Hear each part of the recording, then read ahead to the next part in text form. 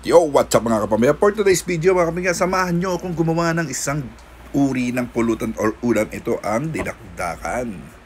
Alright, bago ang lahat, syempre mag-intro muna tayo.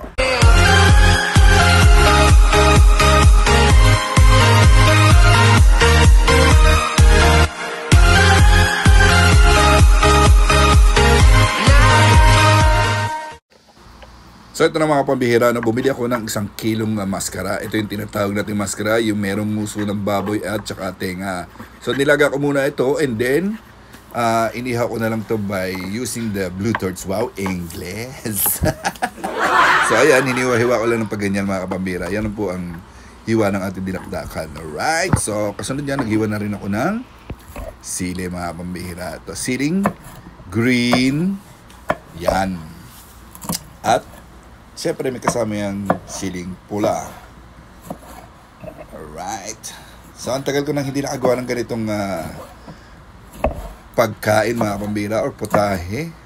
So sa mga expert dyan mga pambira, i-comment nyo naman dyan kung ano pang kulang. And then sinunod natin ang ating luya mga pambira.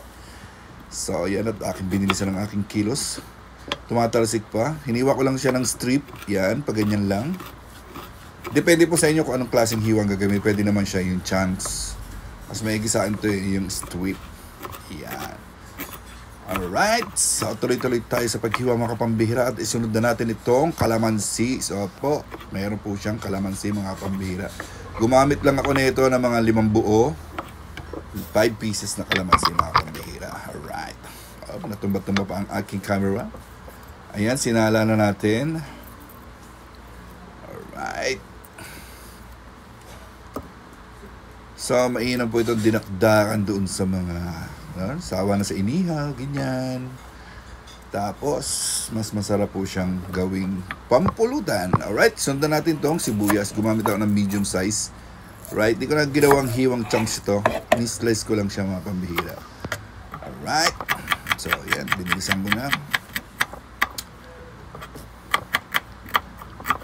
So yun na, hindi ako nakakuha ng sibuyas na puti mga pambihira. Yan na lang aking ginamit at ito na yung siling pula. Gumamit ako na isa at para makakain din yung aking misis at ang aking anak para di sila masyadong maanghan. Alright, so yan, pinagalo-halo ko na lahat yan mga pambihira.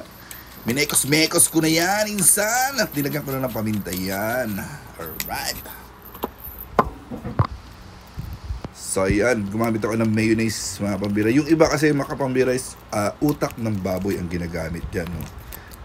Since hindi naman ako mahilig sa utak ng baboy, kaya mayonnaise na lang aking ginamit. Ayan, imekos-mekos ulit natin yan mga pambira.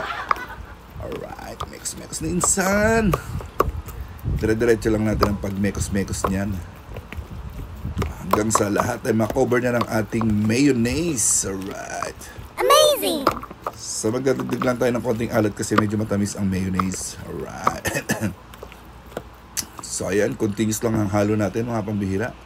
At ayan, lagi lang natin ng konting asin. Ayan, tansyameter lang. Depende sa inyong panlasa mga pambihira.